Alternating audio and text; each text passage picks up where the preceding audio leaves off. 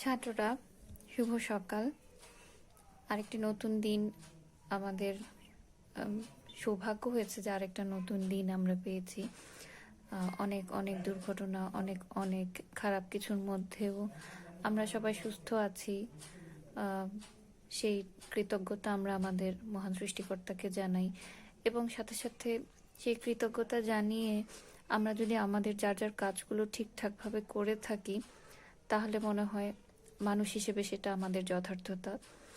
আর একটা সময় গিয়ে আজকে তোমার বাবা মা যেই পজিশনে আছেন, আমরা বড়রা যেই পজিশনে আছি, তোমরাও একদিন সেই অবস্থানটাতে যাবে, অনেক অনেক বড় বড় দায়িত্ব পাবে, অনেক বড় বড় পজিশনে যাবে ইনশাল্লাহ। তো সেই অবস্থানে নিয়ে যাওয়ার মতো নিজেকে যোগ্য করে তোলার সময়টা এখনই। তো সেই সময়টাকে যতটুকু সম্ভব, তোমাদের যতটুকু সাধ্য তার সর্বোচ্চ দিয়ে চেষ্টা করো কাজে লাগানোর। কারণ সৃষ্টির একটা সিস্টেমই হচ্ছে, কিংবা আমরা যেহেতু ফিজিক্স সাবজেক্টটা নিয়ে পড়াশোনা করি, আমরা সবাই জানি নিউটনের সূত্র, প্রত্যেক ক্রিয়ার একটা বিপরীত প্রতিক্রিয়া আছে। সেই সূত্র অনুযায়ী বলি কিংবা সৃষ্টিগত দিক থেকেই বলি, আজকে আমি যখন কাজ করছি একটা পজিটিভ ওয়েতে কাজ করছি, ডেফিনেটলি তার একটা বিপরীত প্রতিক্রিয়া রিটার্ন হিসেবে আমি পাবো টুডে অর টুমরো। সো আজকে পরিশ্রম করলে, অনেকে আজকে লেখাপড়া করছে না, ঘুরে বেড়াচ্ছে বা অন্য বিষয়গুলো নিয়ে মজা করছে। আমি কষ্ট করে লেখাপড়া করছি, তার রেজাল্ট কি হবে? তার রেজাল্ট এই মুহূর্তে দৃশ্যমান না হলেও একটা সময় গিয়ে তোমাদের মানে সেই দুজনের পজিশনের পার্থক্যই বলে দিবে যে যে শ্রম করেছিলে, যে পরিশ্রম দিয়েছিলে, সে ঠিকই জীবনে সফল হয়েছো, একটা জায়গায় নিজেকে পৌঁছাতে পেরেছো। প্রতিদিন ক্লাসের পড়াগুলো আমরা পড়ি বা বই রিলেটেড কথাগুলো বলি। আজকে একটু ভিন্ন ধর্মী কথা দিয়ে ক্লাসটা শুরু করলাম এজন্য যে মোটিভেশনাল ব্যাপারগুলো সবসময় নিজের ভেতর থেকে হয় না।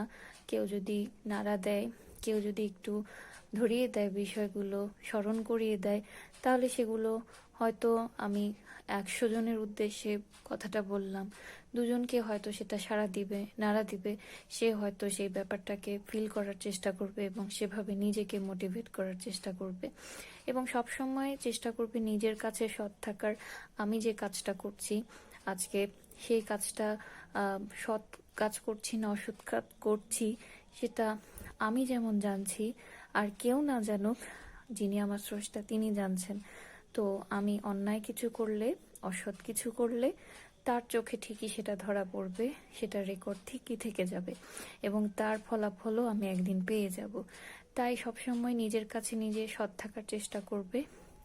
পরিবারের প্রতি দায়িত্ব, তোমার নিজের প্রতি নিজের দায়িত্ব, সেগুলো যেহেতু বড় হচ্ছ, একটু একটু করে বোঝার কথা, সেগুলো আশা করি আরো বেশি বুঝতে পারবে সামনের সময়গুলোতে, এবং নিজেদেরকে একজন পরিপূর্ণ মানুষ হিসেবে গড়ে তুলতে তোমরা আরো বেশি সচেষ্ট হবে, যত্নবান হবে নিজেদের প্রতি।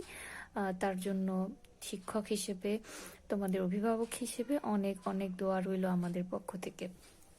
তো একটু লম্বা কথা দিয়ে আজকে ক্লাস শুরু করলাম। আমরা এবার ক্লাসের ব্যাপারে চলে আসি। নিউটনিয়ান বলবিদ্যা এই চ্যাপ্টারটা পড়ছিলাম, এবং এই চ্যাপ্টারে গত ক্লাস পর্যন্ত জড়তার ভ্রামক, চক্রগতির ব্যাসার্ধ আমরা তো নির্ণয় পড়েছি সেগুলো কি, এবং যেটা দেখছিলাম কিছু কিছু বিশেষ ক্ষেত্রে জড়তার ভ্রামক এবং চক্রবর্তীর ব্যাসার্ধ নির্ণয়।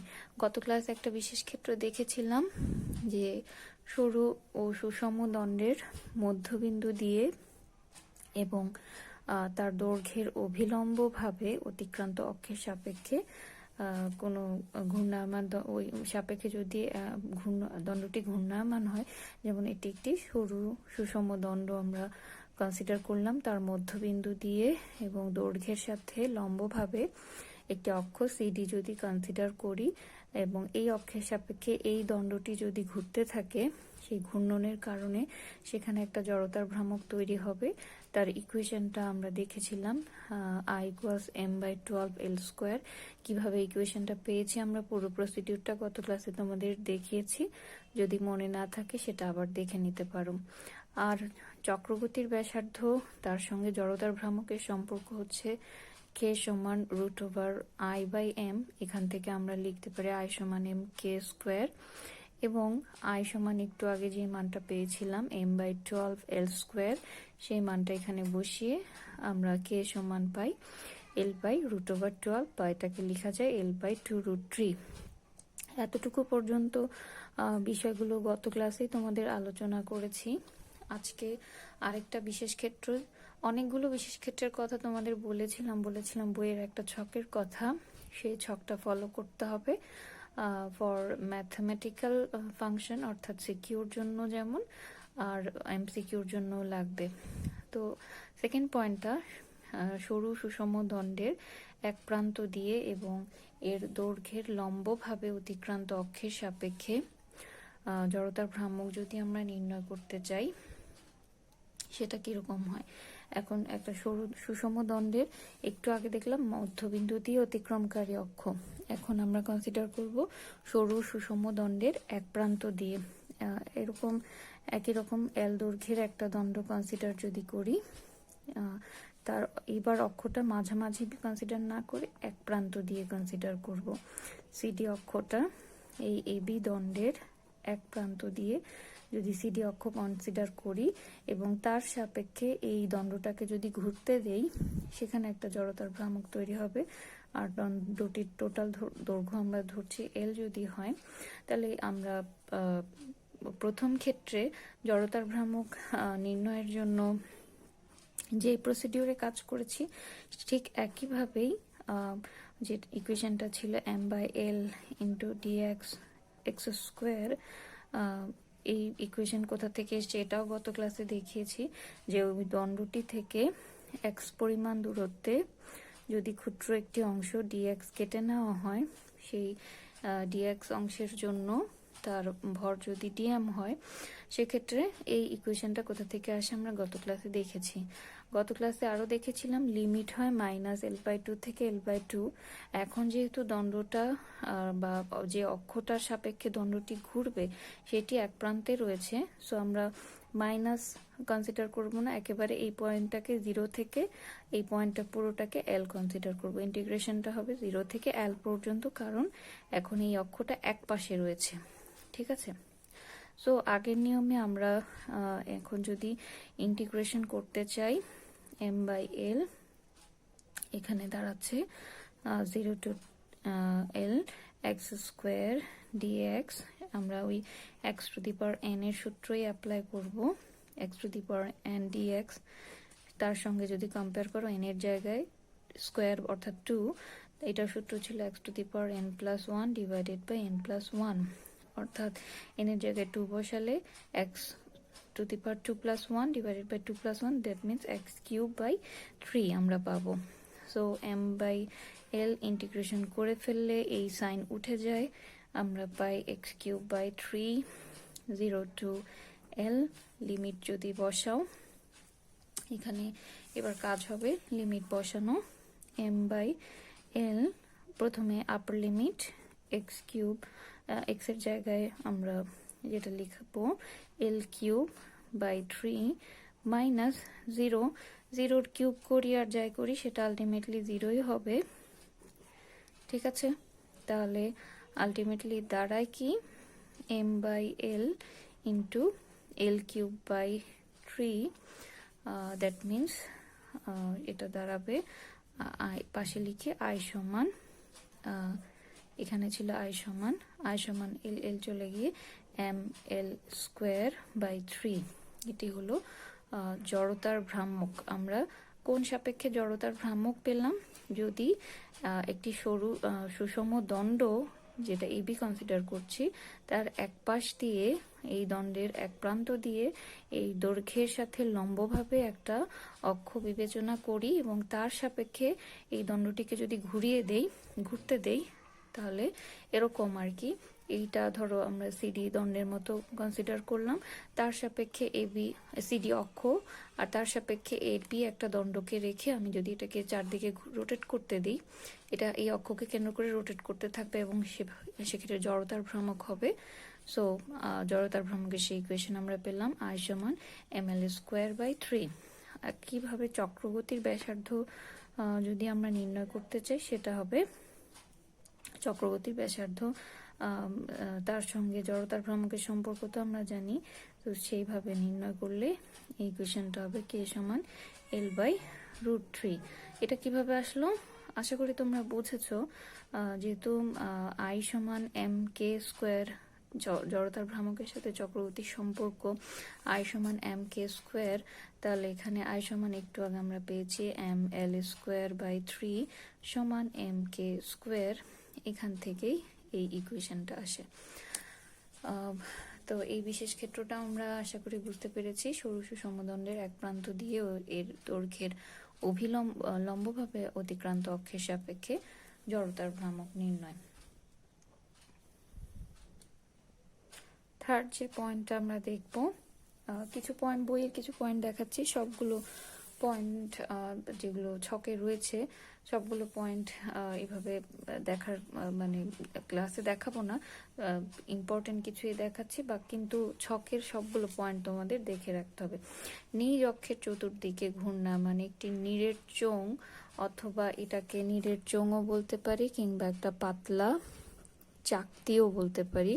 কোথাও কোথাও পাতলা চাকতি এটা ব্যবহার করা হয়েছে। নীড়ের চোঙ বা পাতলা চাকতি, তার জড়তার ভ্রামক ও চক্রগতির ব্যাসার্ধ নির্ণয়।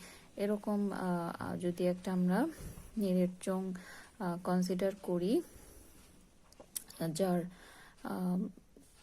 ব্যাসার্ধ হচ্ছে আর পরিমাণ, এর ব্যাসার্ধ আর যদি হয়, এবং একে যদি নিজ অক্ষ মানে মাঝামাঝি যে অক্ষটা থাকে PQ, ধরো নিজ অক্ষ, এই নিজ অক্ষের সাপেক্ষে এই চোঙ বা পাতলা চাকতিকে যদি ঘুরতে দেওয়া হয়, চোঙের পরিবর্তে আমরা সিম্পল একটা পাতলা চাকতিও কনসিডার করতে পারি।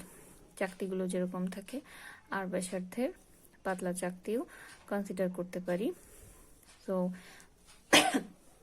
উভয় ক্ষেত্রেই জড়তার ভ্রামকের ইকুয়েশনটা হবে I সমান হাফ mr² বা mr²/2, আর চক্রগতির ব্যাসার্ধ হবে r/√2। ঠিক আছে, এইখানে কি করছি, নীড়ের চোঙ বা পাতলা চাকতি যদি কনসিডার করি, তার নিজ অক্ষের সাপেক্ষে তাকে যদি ঘুরতে দেওয়া হয়, সেক্ষেত্রে জড়তার ভ্রামক এবং চক্রগতির ব্যাসার্ধ পাচ্ছি। এরকম যদি না হয়ে এই ধরো 4 নাম্বার আরেকটা কেস আমরা কনসিডার করতে পারি, যে ওই পাতলা চোঙ চাকতি বা নীড়ের চোঙই কিন্তু নিজ অক্ষের চারদিকে না ঘুরে যে কোনো ব্যাস সাপেক্ষে যদি তাকে ঘুরতে দেওয়া হয়, যে কোনো ব্যাস সাপেক্ষে ঘূর্ণায়মান নীড়ের চোঙ ধরো কনসিডার করলাম, ঘূর্ণায়মান নীড়ের চোঙ অথবা পাতলা চাকতি, সেটা যদি কনসিডার করি, দেন তার ক্ষেত্রে কিরকম হবে। এই যে চোঙটা আমরা কনসিডার করলাম বা চাকতিটা কনসিডার করলাম, সেটা করলাম নিজ অক্ষের চারদিকে ঘুরছে। এরকম না হয় ধরো এরকম একটা পাতলা চাকতি, একটু আগে যেটা দেখলাম নিজ অক্ষের চারদিকে, এরকম না ঘুরে এই দিক থেকে একটা ব্যাস হতে পারে, কিংবা এই দিক থেকে একটা ব্যাস হতে পারে, যে কোনো ব্যাস। এই ধরো এই ব্যাসের সাপেক্ষে তাকে আমি ঘুরালাম, কিংবা এই ব্যাসের সাপেক্ষে আমি তাকে ঘুরতে দিলাম। সো যে কোনো ব্যাসের সাপেক্ষে যদি একটা চোঙ বা চাকতিকে ঘুরতে দেওয়া হয়, তার ক্ষেত্রে কিন্তু আবার জড়তার ভ্রামক চেঞ্জ হয়ে যাবে। I সমান 1/4 mr² এবং k সমান r/2। ঠিক আছে, এইগুলো প্রত্যেকটারই কিন্তু ব্যাখ্যা রয়েছে যে কেন এই ইকুয়েশনগুলো আসে। ব্যাখ্যাটা ইন ডিটেলস আর তোমাদের বলছি না, প্রথম দুইটার ব্যাখ্যা বললাম আমি, এই ব্যাখ্যাগুলো তোমরা বইয়ে আছে দেখে নিতে পারো। আর যেটা বলেছিলাম ওই যে বইয়ের ছকটা খুব ভালো করে স্টাডি করতে হবে। এই ছকটা বইয়ের, এখানে অনেকগুলো মান আছে, অনেকগুলো ফ্যাক্টর আছে, কোন ধরনের বস্তু তার, কোনোটা আছে ভরকেন্দ্রগামী লম্ব অক্ষ সাপেক্ষে, কোনোটা আছে যে কোনো ব্যাস সাপেক্ষে। তো সেই কনসিডারেশনে মানগুলো আমাদের দেখে রাখতে হবে। ঠিক আছে, দু একটা বই কম্পেয়ার করে আরও কি কি বিষয় বাদ পড়ে গেছে সেগুলো তোমরা ইনক্লুড করে নিতে পারো। তো বিভিন্ন ক্ষেত্রে জড়তার ভ্রামক এবং চক্রগতি ব্যাসার্ধ নির্ণয় সেটা আমরা জানলাম। এরপরে যে টপিকটা জানার চেষ্টা করব যে কৌণিক গতির জন্য, আমরা তো এই চ্যাপ্টারে মূলত কৌণিক গতি নিয়েই কথা বলছি। কৌণিক গতির জন্য নিউটনের সূত্র, নিউটনের গতিসূত্র যেরকম রৈখিক গতির বেলায় প্রয়োজন, বিজ্ঞানী নিউটন এমন একজন বিজ্ঞানী যার কাজের ক্ষেত্র ব্যাপক বিস্তৃত, মানে একটা মানুষ এত কিভাবে জ্ঞান ভান্ডার ধারণ করতে পারে সেটা কিছু কিছু বিজ্ঞানীর যে অবদান, তাদের যে পর্যবেক্ষণ অবজারভেশন, সেগুলো দেখে আন্দাজ করা যায় যে একটা মানুষ চাইলে কতটা জ্ঞানের অধিকারী হতে পারে। সো বিজ্ঞানী নিউটন তিনি কৌণিক গতির জন্য নিউটনের সূত্র প্রদান করেছেন, মানে ওই রৈখিক গতির জন্য নিউটনের যে সূত্র, সেগুলো 3টা সূত্র রয়েছে, সেই 3টা সূত্রেরই জাস্ট একটু দু একটা ওয়ার্ড এদিক সেদিক। যেমন রৈখিক গতির বেলা যেখানে আমরা বেগ পড়েছি, এখানে আমরা কি পড়েছি, কোন ঘূর্ণন গতি বা কৌণিক গতির বেলায় কৌণিক বেগ পড়েছি। রৈখিক গতির বেলা যেখানে ভর পড়েছি, এখানে বলেছি ভরের সমতুল্য মান হচ্ছে জড়তার ভ্রামক। রৈখিক গতির বেলা যেখানে আমরা বল পড়েছি, সেখানে হবে টর্ক। কিছু শব্দ শুধু এদিক সেদিক হবে। প্রথম সূত্র কি, আমরা রৈখিক গতির বেলায় প্রথম সূত্র পড়েছিলাম যে বাহ্যিক কোনো বল প্রয়োগ না করলে স্থির বস্তু চিরকাল স্থির থাকবে এবং গতিশীল বস্তু তার সুষম গতিতে চলতে থাকবে।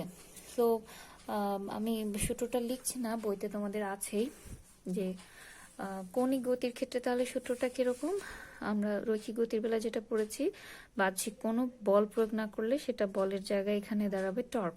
বাহ্যিক কোনো টর্ক প্রয়োগ না করলে স্থির বস্তু স্থির থাকবে এবং গতিশীল বস্তুর জায়গায় হবে ঘূর্ণনরত বস্তু।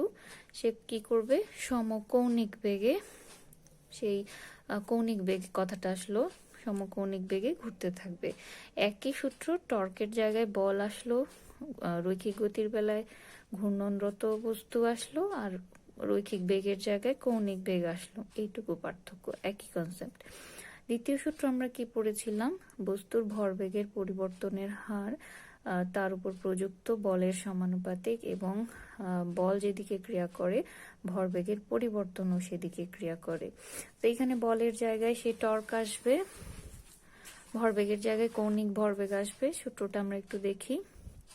ঘূর্ণনরত কোনো বস্তুর, আমরা রৈখিক গতিতে পড়েছিলাম ভরবেগের পরিবর্তনের হার, এখানে চলে আসলো কৌণিক ভরবেগের পরিবর্তনের হার। ওই বস্তুর উপর ক্রিয়াশীল রৈখিক গতিতে আমরা পড়েছিলাম বলের সমানুপাতিক, এখানে আসলো টর্কের সমানুপাতিক। এবং রৈখিক গতিতে যেটা ছিল, বল যেদিকে ক্রিয়া করে ভরবেগের পরিবর্তন সেদিকে ঘটে, তাহলে এখানে কি হবে, বলের জায়গায় টর্ক যেদিকে ক্রিয়া করে কৌণিক ভরবেগের পরিবর্তনও ওই দিকে ঘটে। ব্যাখ্যাগুলোও একই রকম টাইপের যে সূত্রের ব্যাখ্যা। থার্ড সূত্র আমরা পড়েছিলাম প্রত্যেক ক্রিয়ারই সমান এবং বিপরীত প্রতিক্রিয়া রয়েছে। তাহলে থার্ড সূত্র হচ্ছে প্রত্যেক ক্রিয়ামূলক টর্কের একটি সমান ও বিপরীত প্রতিক্রিয়ামূলক টর্ক আছে। তো 3টা সূত্র যেটা বললাম তোমাদের মুখস্থ করার কোনো প্রয়োজন নাই। রৈখিক গতির সূত্রগুলোই বলের জায়গায় টর্ক বসাবে, রৈখিক বেগের জায়গায় কৌণিক বেগ বসাবে, ভরবেগের জায়গায় কৌণিক ভরবেগ বসাবে। এই হলো কথা, আর বিশেষ কিছু পার্থক্য এখানে নেই। এখন আজকের ক্লাসে আর যে টপিকটা দেখব, তাহলে 3টা সূত্র তোমরা বুঝতে পেরেছো আশা করি। প্রথম সূত্র, দ্বিতীয় সূত্র এবং তৃতীয় সূত্র পরীক্ষা আসলেও আশা করি পারবে যে কৌণিক গতির জন্য নিউটনের প্রথম সূত্র লিখো বা দ্বিতীয় সূত্র লিখো বা তৃতীয় সূত্র লিখো, এভাবে আশা করি পারবে। এরপরে যে টপিকটা দেখব আমরা, যে টপিকটার কথা বলছিলাম, কেন্দ্রমুখী বল এবং কেন্দ্রবিমুখী বল। কেন্দ্রমুখী বলের কনসেপ্টটা তোমরা থার্ড চ্যাপ্টার অর্থাৎ গতিবিদ্যার একেবারে শেষের অংশে পেয়েছো কিছুটা। কেন্দ্রমুখী ত্বরণ এবং কেন্দ্রমুখী বল। কেন্দ্রমুখী বল কি ছিল, যে বলের ক্রিয়ায় কোনো বস্তু সমদ্রুতিতে ঘূর্ণায়মান কোনো বস্তু কি করে বৃত্তাকার পথে চলতে থাকে এবং সেই ঘূর্ণায়মান বস্তুর ক্ষেত্রে বস্তু যেই বলটা ক্রিয়া করে সেই বলটা সবসময় গতিপথের সাথে লম্বভাবে, কথাটা মনে রাখতে হবে, গতিপথের সাথে লম্বভাবে ভেতরের দিকে অর্থাৎ কেন্দ্রের অভিমুখে ক্রিয়া করে বলে।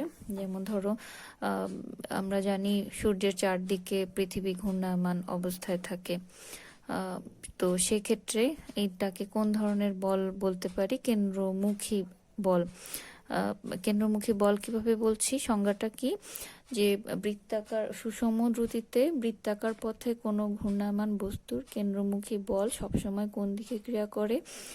বৃত্ত গতিপথের লম্বভাবে, সবসময় যে পজিশনেই থাকুক না কেন এই গতিপথের লম্বভাবে ক্রিয়া করে এবং সবসময় এটা বৃত্তের ব্যাসার্ধ বরাবর কেন্দ্রের দিকে ক্রিয়া করে। যেমন পৃথিবী আর সূর্যের আকর্ষণ যদি কনসিডার করি, আকর্ষণ বলটা সূর্যের দিকে কেন্দ্রের দিকে ক্রিয়া করে বলে এই ধরনের বলকে কেন্দ্রমুখী বল বলে। এবং কেন্দ্রমুখী বলের ইকুয়েশন আমরা কেন্দ্রমুখী ত্বরণ, তোমরা তো পড়েছো, এ সমান বি স্কোয়ার বাই আর। তাহলে কেন্দ্রমুখী বল এফ সমান আমরা জানি এম এ সমান এম ভি স্কোয়ার বাই আর, আবার ভি সমান আমরা জানি ওমেগা আর। ওমেগা আর যদি বসাই that means m omega square r. কেন্দ্রমুখী বলের ইকুয়েশন আমরা m v square by r লিখতে পারি অথবা এম ওমেগা স্কোয়ার আর লিখতে পারি। ঠিক আছে, কেন্দ্রমুখী বলকে একটা কার্যহীন বল বলা হয়। এই বল একটা বিশেষত্ব হলো কার্যহীন বল। কেন কার্যহীন বল বা কার্যহীন বল কথাটার অর্থ কি? কার্যহীন বল কথাটার অর্থ হলো এই কেন্দ্রমুখী বল দ্বারা কোনো কাজ হয় না। সেটা কিভাবে বলছি? বল প্রয়োগ করছি, সেখানে তো কিছু পরিমাণ কাজ হওয়ার কথা, তাহলে কাজ হয় না কেন? আমরা একটু আগে বললাম কেন্দ্রমুখী বল সবসময় কাজ করে বৃত্তের কেন্দ্রের অভিমুখে এবং গতিপথের, এই যদি গতিপথ হয় গতিপথের সাথে লম্বভাবে। আবার এই যে বস্তুটা ঘুরছে, একটা বস্তুকে কেন্দ্র করে যখন ঘুরছে বৃত্তাকার পথে তার সরণ হয়, যে কোনো মুহূর্তে তার সরণের অভিমুখ হবে ওই বিন্দুতে অঙ্কিত স্পর্শক বরাবর। যে কোনো বৃত্তাকার পথে ঘূর্ণায়মান কোনো বস্তুর যে কোনো মুহূর্তে সরণের অভিমুখ জানতে হলে ওই বিন্দুতে একটা স্পর্শক আঁকতে হবে। তাহলে এই যে কেন্দ্রমুখী বলের অভিমুখ আর সরণের অভিমুখ, এখানে পরস্পর একটা লম্ব ক্রিয়েট হলো বা 90 ডিগ্রি অ্যাঙ্গেল ক্রিয়া করলো। তাহলে এখানে যদি কাজ বের করতে চাই ডাব্লিউ সমান, সেটা কি দাঁড়াবে?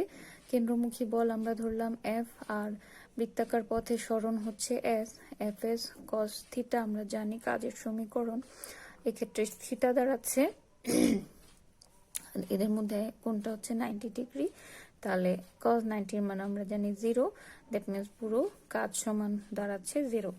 অর্থাৎ কেন্দ্রমুখী বল দ্বারা কোনো কাজ হয় না, এ কারণে এটিকে কার্যহীন বল বলা হয়। ঠিক আছে, কেন্দ্রমুখী বলকে কেন কার্যহীন বল বলা হয় তার একটা ব্যাখ্যা আমরা জানলাম। এবার কেন্দ্র বিমুখী বল কি বোঝায়? সহজ কথা, কেন্দ্রমুখী বল যা তার উল্টো বল হচ্ছে কেন্দ্র বিমুখী বল। সেটা কিরকম? এখন ধরো কেন্দ্রমুখী বল কোন দিকে কাজ করে বলেছি? বৃত্তাকার পথে ঘূর্ণায়মান যখন হয় আরেকটা বস্তুর সাপেক্ষে, সেটি কেন্দ্রের দিকে এই বল ক্রিয়া করে। যেমন সূর্য যদি কেন্দ্রে থাকে, তার যার দিকে পৃথিবী ঘোরার সময় কেন্দ্রমুখী বল কাজ করে কোন দিকে? সূর্যের দিকে। তাহলে সূর্যের আকর্ষণে পৃথিবী কিন্তু তার পজিশন থেকে বা অক্ষ থেকে সূর্যের দিকে ছিটকে চলে যাওয়ার কথা, কিন্তু বাস্তব ক্ষেত্রে তো তা হয় না। পৃথিবী তার অক্ষে অবস্থান করেই সূর্যের চারদিকে ঘুরতে থাকে। তাহলে কেন্দ্রমুখী বল ক্রিয়া করা সত্ত্বেও পৃথিবী সূর্যের দিকে ছুটে যাচ্ছে না কেন? নিশ্চয়ই এখানে আরেকটা অদৃশ্য বল ক্রিয়াশীল হয়, যে অদৃশ্য বলের কারণে, যে অদৃশ্য বলটা প্রায় কেন্দ্রমুখী বলের সমান কিন্তু বিপরীত, সেই অদৃশ্য বলের কারণে পৃথিবীর জায়গায় থেকেই সূর্যকে পরিভ্রমণ করছে। তাহলে কেন্দ্র বিমুখী বল কাকে বলবো? সমদ্রুতিতে কেন্দ্রমুখী বলের মতোই সংজ্ঞাটা, সমদ্রুতিতে বৃত্তাকার পথে আবর্তনরত কোনো একটা অভিকেন্দ্র বা কেন্দ্র। আচ্ছা, আরেকটা কথা বলে রাখি, কেন্দ্রমুখী বলের আরেকটা নাম হলো, অনেক সময় তোমরা অন্য নামটা দিয়ে সংজ্ঞা যখন আসে বুঝতে পারো না, অভিকেন্দ্র বল। অর্থাৎ কেন্দ্র অভিমুখী বলে এটাকে বলা হচ্ছে অভিকেন্দ্র বল। আর কেন্দ্র বিমুখী বলের আরেকটা নাম হলো অপকেন্দ্র, অর্থাৎ কেন্দ্র বিমুখী বল, অপকেন্দ্র বল। ঠিক আছে। তো বৃত্তাকার পথে সমদ্রুতিতে ঘূর্ণায়মান কোনো বস্তুর অভিকেন্দ্র বা কেন্দ্রমুখী বলের বিপরীতে সমান এবং বিপরীতমুখী যে বল ক্রিয়া করে তাকে বলা হচ্ছে কেন্দ্র বিমুখী বল। অনেক সময় আসে কেন্দ্র বিমুখী বলের কনসেপ্টটা ব্যাখ্যা করো। এটি একটি অলিক বল, তাহলে এই বলের ফাংশনটা কি? এটি কাল্পনিক একটি বল। এই বলের ফাংশনটা হলো কেন্দ্রমুখী বলের ক্রিয়ায় একটা অক্ষের সাপেক্ষে ঘূর্ণায়মান বস্তু সেই কেন্দ্রের বস্তুর দিকে ছিটকে যাওয়ার কথা, কিন্তু কেন্দ্র বিমুখী বলের ক্রিয়ার কারণে সেই বস্তুটি ছিটকে না গিয়ে সেই তার নিজের অক্ষে থেকে কেন্দ্রের বস্তুটিকে চারদিক থেকে পরিভ্রমণ করতে থাকে। এটা হলো কেন্দ্র বিমুখী বলের তাৎপর্য বা ফাংশন। তো এই কেন্দ্রমুখী বল এবং কেন্দ্র বিমুখী বল এগুলোর আরো কিছু বাস্তব উদাহরণ এবং খুবই খুবই ইম্পর্টেন্ট একটা টপিক নিয়ে আমরা নেক্সট ক্লাসে আলোচনা করব, যেটা রাস্তার মধ্যে তোমরা দেখবে যে কোনো বাঁক নেওয়ার সময়, কোনো রাস্তার বাঁক নেওয়ার সময় সেই রাস্তার মধ্যে বিমুখী বল এই কনসেপ্টটা কাজে লাগানো হয়। তো সেটা নিয়ে ইন ডিটেলস আমরা পরের ক্লাসে জানবো। ব্যাংকিং কোন জানবো। এই ব্যাংকিং মানে আর্থিক লেনদেন করা হয় যে ব্যাংকে, সেই ব্যাংকিং নয়, এটি হচ্ছে রাস্তার ব্যাংকিং। রাস্তার জন্য ব্যাংকিং কি, ব্যাংকিং কোন জানার প্রয়োজন কি, তার ইকুয়েশন এবং ম্যাথ আসে, এরকম একটা ইম্পর্টেন্ট টপিক এই চ্যাপ্টারে। সেটা নিয়ে আমরা ইনশাল্লাহ নেক্সট ক্লাসে ডিসকাস করব। তো তোমাদের কোঅপারেশনের জন্য ধন্যবাদ এবং আরো বেশি কোঅপারেশন আশা করছি। দিন যত যাবে কোঅপারেশন আরো বাড়বে সেটা আশা করছি, এবং যে কোনো প্রবলেম নির্দ্বিধায় আমাদেরকে জানাবে। ঠিক আছে, সকলকে ধন্যবাদ, সবাই ভালো থেকো।